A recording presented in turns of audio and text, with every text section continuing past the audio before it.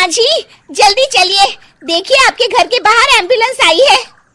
गायत्री भागती हुई दरवाजे पर आती है। तभी उसकी बहू चांदनी को एम्बुलेंस से बाहर लाया जाता है।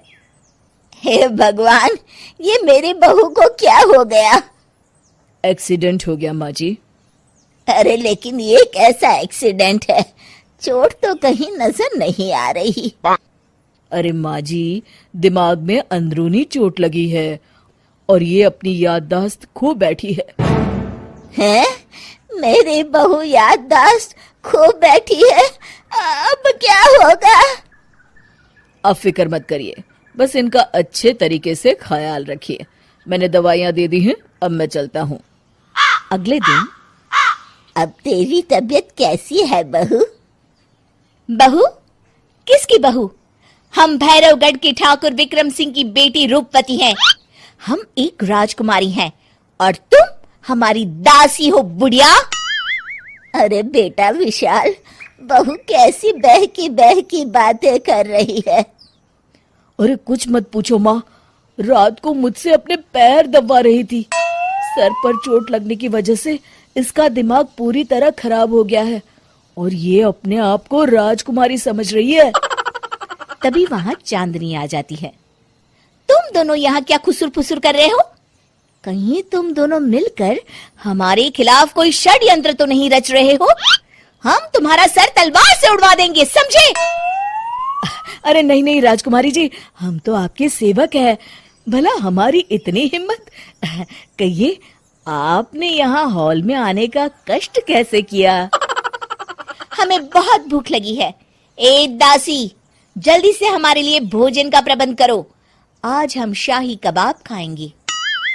विशाल अपनी माँ को चांदनी की बात मानने के लिए इशारा करता है। ठीक है राजकुमारी जी, मैं अभी आपके लिए भोजन लेकर आती हूँ। इस तरह विशाल और उसकी माँ ना चाहते हुए भी चांदनी की जी हजूरी में लगे रहते हैं। लाओ माँ, जल्दी से मेरा टिफिन दो, मुझे देर हो रही है। अरे ठहर जा, जरा दम तो लेने दे मुझे। सारे घर का काम मुझे अकेली को करना पड़ता है। तेरी बीवी तो राजकुमारी बनी बैठी है, सारा दिन हुक्म चलाती रहती है। अरे माँ, मेरा भी तो यही हाल है। फिलहाल तुम मेरा टिफिन दे दो, मैं चला। रुको, कहाँ जा रहे हो?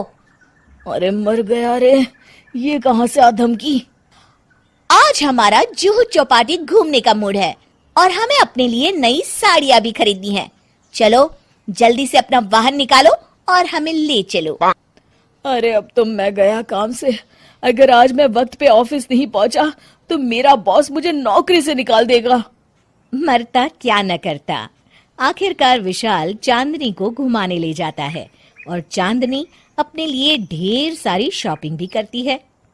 ए दासी, टीवी पर कपिल शर्मा के आने का समय हो गया है, जल्दी से टीवी शुरू करो।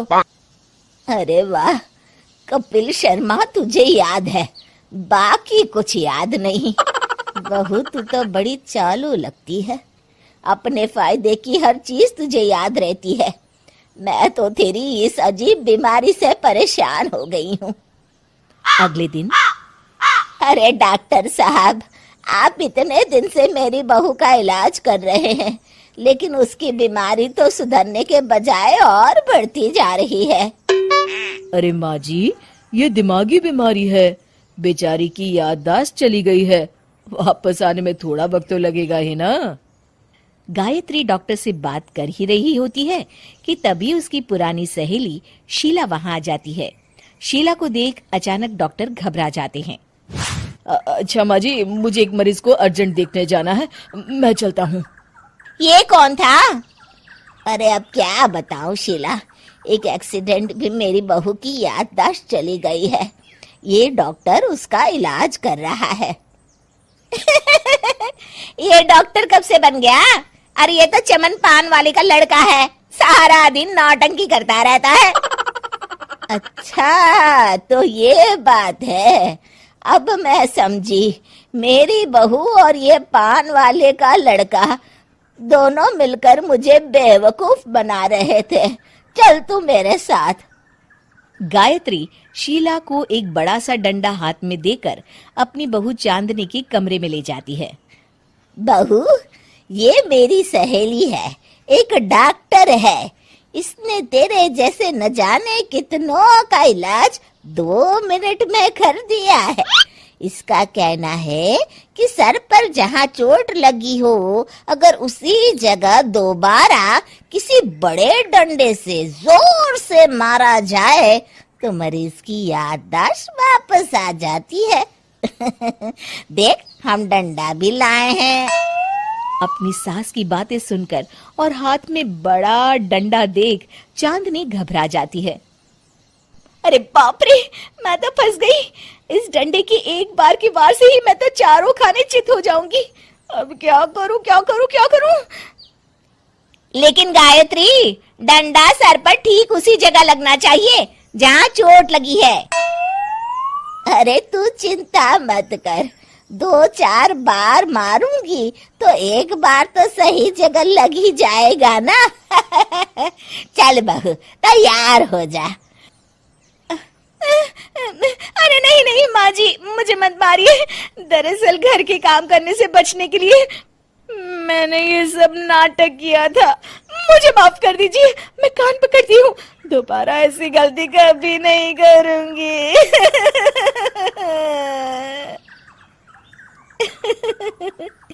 क्यों दोस्तों, कहानी कैसी लगी हमें जरूर बताइएगा।